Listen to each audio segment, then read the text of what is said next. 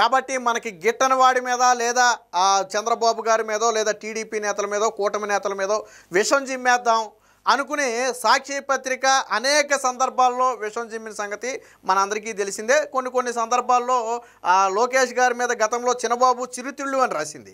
దాంతో లోకేష్ గారు వివరణ అడిగితే సమాధానం ఇవ్వకపోతే ఆయన పరువు నష్టం దావా కూడా వేశాడు. సరే, ప్రస్తుతానికి అది కోర్టులో నడుస్తుంది అనుకోండి, అది వేరే విషయం. ఆ తర్వాత కూడా సాక్షి టీవీకి జర్నలిస్టులకు నోటీసులు ఇచ్చారు. కూటమి ప్రభుత్వం వచ్చిన తర్వాత గతంలో విజయవాడ వరదల సమయంలో కావచ్చు లేదా కొన్ని సందర్భాల్లో అసత్య కథనాలు రాసినందుకు గాను నోటీసులు ఇస్తే పత్రికా స్వేచ్ఛపై దాడి అని చెప్పి పత్రికా స్వేచ్ఛ అనే ఒక ముసుగుని తీసుకొచ్చారు. అంటే పత్రికా స్వేచ్ఛ ముసుగులో వీళ్ళు ఎదుటి వ్యక్తి మీద నిరాధార ఆరోపణలు చేయొచ్చు. సాధారణంగా పత్రికలు అంటే కొన్ని పత్రికలో ఏదైనా ఒక వార్త రాయాలంటే దానికి ఒక క్రైటీరియా ఉండాలి. సో ఏదైనా విశ్వసనీయ వర్గాల సోర్స్ ఉండాలి, లేదా చెబితే నమ్మదగినట్టు ఉండాలి, అవసరమైతే వివరణ అడిగితే చెప్పగలిగేటట్టు ఉండాలి. కానీ ఇవేవీ లేకుండా మాకు గిట్టదు కాబట్టి మేము విషం జిమ్ముతాం అంటే అందరూ చూస్తూ ఊరుకోరు.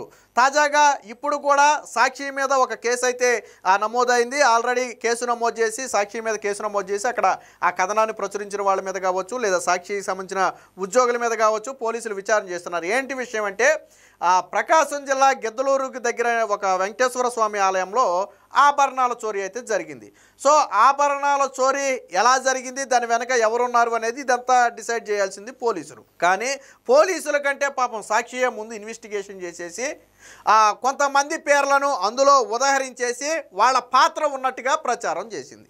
అంటే అసలు ఏ సంబంధం లేని వ్యక్తులను ఆ కేసుతో కానీ దాంతో కానీ సంబంధం లేని వ్యక్తులు ఉన్నట్టుగాను అందులో దొంగతనం అంటగడితే ఎవరైనా చూస్తూ ఊరుకుంటారు. ఫర్ ఎగ్జాంపుల్ నేనే ఉన్నానండి, నాకు వాస్తవానికి ఏ పాపం తెలియదు, కానీ నేనేదో వాళ్ళకు అనుకూలంగా లేననో లేదా ఈడి మీద విషం జిమ్మాలనో దొంగతనం అంటగడితే నాకు బాధ అనిపిదా?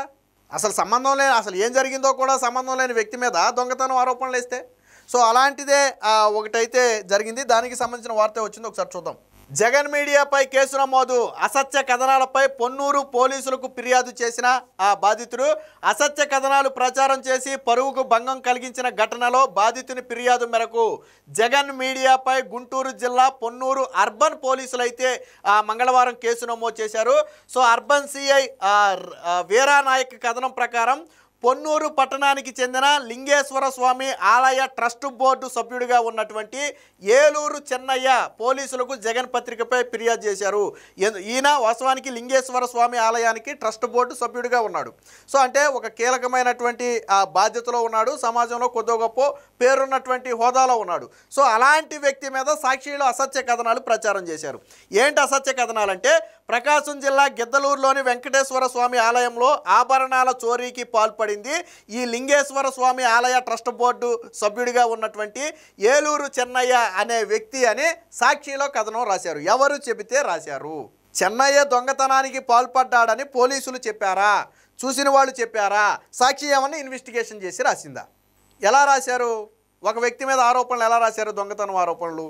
పైగా అంతేకాకుండా ఒంగోలు పోలీసులు చెన్నయ్య గృహంలో తనిఖీలు నిర్వహించి వెండి నగదు స్వాధీనం చేసుకున్నట్లుగా ఆరోపణలు చేశారు. అంటే ఇంకో స్టెప్ ఎక్కువేసి ఒంగోలు పోలీసులు వచ్చి ఎవరైతే ఆరోపణలు చేసిన చెన్నయ్య అనే వ్యక్తి ఉన్నాడో ట్రస్ట్ బోర్డు సభ్యుడు ఉన్నాడో ఆ వ్యక్తిలో ఆ వ్యక్తి ఇంట్లో సోదాలు నిర్వహించి వెండి బంగారం నగదు ఇవన్నీ పోలీసులు స్వాధీనం చేసుకున్నారంట. వాస్తవానికి ఆ ఇంటికి పోలీసులు వచ్చింది లేదు, తనిఖీ చేసింది లేదు, స్వాధీనం చేసుకున్న అంతకంటే లేదు. కానీ సాక్షిలో స్వాధీనం చేసుకున్నారని రాశారు. అంటే ఒక ఇంటికి పోలీసులు రాకముందే వచ్చారు అన్ని ఇప్పుడు ఆ వ్యక్తి మీద ఆరోపణ చేసి ఆ వ్యక్తి ఇంట్లో బంగారం నగలు స్వాధీనం చేసుకున్నారంటే దాని అర్థం ఏంటి? ఓహో ఈడే దొబ్బేసేయడం అన్న ఫీల్ కలగటమే కదా. సాక్షి చేసిన ఆరోపణ ఏంటి? దొంగతనం వెనక ఈ వ్యక్తి ఉన్నాడు అని. తర్వాత ఏమన్నారు? ఆ వ్యక్తి ఇంట్లో బంగారం నగలు పోలీసులు స్వాధీనం చేసుకున్నారు అన్నారు. అంటే అర్థం ఏంటి? ఆ వ్యక్తి దొంగతనం చేసినట్టే కదా, ప్రజల్లో వాళ్ళు ముద్రించింది అదే కదా. కానీ వాస్తవానికి ఆ వ్యక్తికి దొంగతనానికి సంబంధం లేదు, ఆ వ్యక్తి ఇంట్లో సోదాలు చేసి స్వాధీనం చేసుకున్నది లేదు. కానీ సాక్షిలో రాశారు. మరి రాతే కడుపు మండదా, పరువుకి భంగం కలగదా, ఆయన కూడా 10 మందిలో తలెత్తుకుని తిరగాలి కదా. నేను ఇందాకే చెప్పినట్టుగా ఒక ట్రస్ట్ బోర్డు సభ్యుడిగా ఉన్నాడు, మరి 10 మందిలో తలెత్తుకుని తిరగాలి కదా. సో దాంతో ఏం చేశాడు ఆయన, వెంటనే పోలీసులకు ఫిర్యాదు చేశాడు. సో నిరాధారమైన ఆరోపణలు చేసినట్లుగా ఫిర్యాదులో పేర్కొన్నారు. అంతేకాకుండా ఈ కథనంలో పొన్నూరు ఎమ్మెల్యే ధూళిపాళ్ల నరేంద్ర కుమార్ మీద కూడా అత్యంత హేయమైన అభూత కల్పనతో కూడిన వ్యాఖ్యలు చేసినట్లుగా ఫిర్యాదులో పేర్కొన్నారు.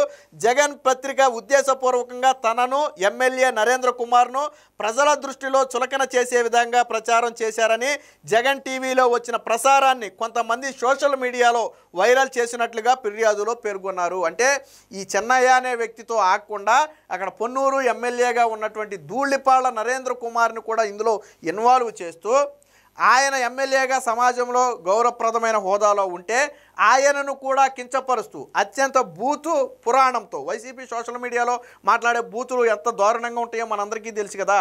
ఎందుకంటే ఇదంతా పొన్నూరు వ్యవహారం కాబట్టి ధూళిపాళ్ల నరేంద్రకి లింక్ పెట్టేశారు. ఈ చెన్నైతో పాటు నరేంద్రకి లింక్ పెట్టేసి అత్యంత దారుణమైన భాషలో సోషల్ మీడియాలో పోస్టులు పెట్టారు ఎమ్మెల్యే మీద కూడా. సో ఇది కూడా ఎమ్మెల్యే పరువుకు భంగం కలిగించే అంశమే. సో కాబట్టి నా మీద నిరాధార ఆరోపణలు చేశారు, అసత్య ఆరోపణలు చేశారు. అలాగే మా ఎమ్మెల్యే మీద కూడా, మా కాన్స్టిట్యున్సీ ఎమ్మెల్యే మీద కూడా అసత్య ఆరోపణలు చేసి ఇందులో ఇరికించే ప్రయత్నం చేశారు. దీనికి సంబంధించి సాక్షిలో వచ్చిన కథనాన్ని కొంతమంది సోషల్ మీడియాలో ప్రచారం చేసి మరింత పరువును దిగజార్చే ప్రయత్నం చేశారని చెప్పి కంప్లైంట్ ఇవ్వడం జరిగింది. దీంతో ఇటు ప్రచారం చేసిన సాక్షి పత్రిక మీద, అలాగే సోషల్ మీడియాలో ఎవరైతే పోస్ట్ చేసి వైరల్ చేశారో సో వారి మీద కూడా పోలీసులు అయితే కేసు నమోదు చేశారు. దీనిపై అర్బన్ పోలీసులు జగన్ మీడియా ప్రతినిధులు తలారి సురేంద్రనాథ్, అలాగే వై అశోక్ వర్ధన్ యాజమాన్యం, అలాగే సోషల్ మీడియాలో పోస్టులు పెట్టిన వారిపై కేసు నమోదు చేసి దర్యాప్తు అయితే ప్రారంభించినట్లుగా అక్కడ సిఐ వీరానాయక్ అయితే తెలపడం జరిగింది. చూడండి, అంటే మన చేతిలో పత్రిక ఉండి మన చేతిలో ఛానల్ ఉంటే మనకి గిట్టని వారి మీద ఏదైనా రాసేయచ్చు. కానీ ఇదే సాక్షి పత్రిక గురించో లేదా జగన్మోహన్ రెడ్డి గురించో ఎక్కడైనా చిన్న సందర్భం లేని వ్యాఖ్య రాశారనుకోండి, ఇదా పత్రికా విలువలు, ఇదా పత్రికా జర్నలిజం. ఈనాడు మీద, సాక్షిలో ప్రతిరోజు ఈనాడు మీద ఒక ఆర్టికల్ రాస్తారు ఖచ్చితంగా. ఇది తప్పు, ఇది పత్రికా విలువలు కాదు, వీళ్ళు పత్రిక విలువల గురించి మాట్లాడతారు. లేకపోతే సాక్షి ఛానల్ని ఆపేసి కూటమి ప్రభుత్వం దౌర్జన్యం చేస్తుంది. గతంలో మనం ఆపేసిన ఏబిఎన్, TV5, మహా టీవీ, వీటి సంగతి ఏంది? జగన్మోహన్ రెడ్డి చేసిందేంటి? అసలు పత్రికా స్వేచ్ఛను తుంగలో దొక్కుతూ ఒక జీవో తీసుకొచ్చి వాళ్ళ మీద కేసులు పెట్టవచ్చు అన్నదే జగన్మోహన్ రెడ్డి కదా. పత్రిక మీద, పత్రికా స్వేచ్ఛ మీద కేసులు పెట్టవచ్చు అని చెప్పింది ఎవరు? జగన్మోహన్ రెడ్డి. ఏబిఎన్, TV5, మహా న్యూస్ లాంటి దాన్ని పూర్తిగా ఏపీలో రాకుండా బ్యాన్ చేసి పత్రికా స్వేచ్ఛను అడ్డుకుంది ఎవరు? జగన్మోహన్ రెడ్డి. నువ్వు 5 ఏళ్ల పాటు 2 ఛానల్ను ఏపీలో ప్రచారం చేయకపోయినా ప్రజలు ఏమన్నా ఊరుకున్నారా? ప్రజలు ఏం చేశారు అంటే వాటిలో ఏమవుద్ది, జగన్మోహన్ రెడ్డి చేసే అరాచకాలన్నీ బయట పెడతారు. అరాచకాలు బయట పెడితే ప్రజలు చైతన్యవంతులు అవుతారు. కాబట్టి వాటిని బ్యాన్ చేయాలి. ప్రజలేమి పెచ్చోళ్ళు కాదు కదా. ఈ రోజుల్లో సోషల్ మీడియా ఎంత వైరల్ అయింది, చేతిలో మొబైల్ ఉంది, యూట్యూబ్ ఓపెన్ చేస్తే అన్నీ చక్కగా కనపడుతున్నాయి. కాబట్టి జగన్మోహన్ రెడ్డి టీవీల్లో అడ్డుకున్నంత మాత్రాన ఆగిందా? 11 సీట్లకు ఎందుకు పడిపోయాడు జగన్మోహన్ రెడ్డి? మరి 2 ఛానళ్ళను అడ్డుకున్నావు కదా, నువ్వు చేసిందేమి చెప్పకుండా అడ్డుకున్నావు కదా. ఈళ్ళ హయాంలో జరిగితే ఇది. కానీ వీళ్ళు మాత్రం ఒక ఆరోపణ, గతంలో నారా లోకేష్ మీద చిన్నబాబు చిరుతిళ్ళు అంట, దాని మీద డేట్లు ప్రకటించారు. ఆ డేట్లో ఆయన అసలు ఇండియాలో ఉన్నాడు, ఫారిన్లో ఉన్నాడు. ఆయన ఆ ప్రకటించిన డేట్లలో ఫారిన్లో ఉన్నాడు. ఆయన చిన్నబాబు చిరుతిళ్ళు కోట్ల రూపాయలు ఖర్చు అని రాశారు. దాని మీద సమాధానం అడిగితే చెప్పలా. వీళ్ళు మాత్రం ఇష్టం వచ్చినట్టుగా ఒక వ్యక్తి, అసలు సంబంధం లేని వ్యక్తి ఇంట్లో దాడులు జరిగినాయని, బంగారం పోలీసులు స్వాధీనం చేసుకున్నారని, లేకపోతే ఈ వ్యక్తి దొంగతనం చేశాడని, అంటే పోలీసులు చేయాల్సిన పని కూడా సాక్షి పత్రికే చేసేది. మన చేతిలో పత్రిక ఉంది కాబట్టి కూటమికి చెందిన వాళ్ళకో లేదా కూటమి ఎమ్మెల్యేలకో మనకంటే గిట్టని వాళ్ళ మీదో బురద జిమ్మేయాలి. ఇలా 5 ఏళ్ల పాటు బురద జిమ్మితేనే ప్రజలు 11 సీట్లు ఇచ్చింది. 5 ఏళ్ల పాటు జగన్మోహన్ రెడ్డికి జాకీలు పెట్టి సాక్షిలో లేపితే 11 సీట్లు వచ్చాయి. ఇంకా నయం, ఆ జాకీలు కూడా పెట్టకపోతే సింగిల్ డిజిట్కి పడిపోయాడేమో, ఏ 4-5 సీట్లకు పడిపోయేవాడు. అన్ని జాకీలు పెడితే 11 సీట్లు వచ్చినాయి. మరి తప్పు కదా. అర్థం పర్థం లేని ఒక వ్యక్తితో సంబంధం లేని వ్యక్తి వేరొక ట్రస్ట్ బోర్డు సభ్యులుగా ఉన్నటువంటి వ్యక్తి మీద దొంగతనం ఎలిగేషన్ చేయటం, ఆ ఇంట్లో పోలీసులు సోదా చేయకపోయినా చేశారని రాయటం, ఏమీ దొరకపోయినా దొరికినాయి అని రాయటం, అసలు ఎమ్మెల్యేకి సంబంధం లేకపోయినా ఎమ్మెల్యే మీద మళ్ళీ కథనం రాయటం, దాన్ని వైసీపీ సోషల్ మీడియాలో ప్రచారం చేయటం, ఇలాంటి వారి మీద ఖచ్చితంగా కేసులు పెట్టాలి. ఎందుకంటే రేపటి రోజున బాధ్యతతో వ్యవహరిస్తారు. కేసులు పెట్టకపోవడం వల్ల మనల్ని ఎవడు అడగట్లేదు కాబట్టి ఆ బురద జిమ్ వదిలేద్దాం, తర్వాత వాళ్ళే కొడుకుంటారు. ఇది ఒక దారుణ అయిపోయింది. సో ఖచ్చితంగా సాక్షి పత్రిక రాసే అసత్య కథనాల మీద కఠిన చర్యలు తీసుకోవాలి.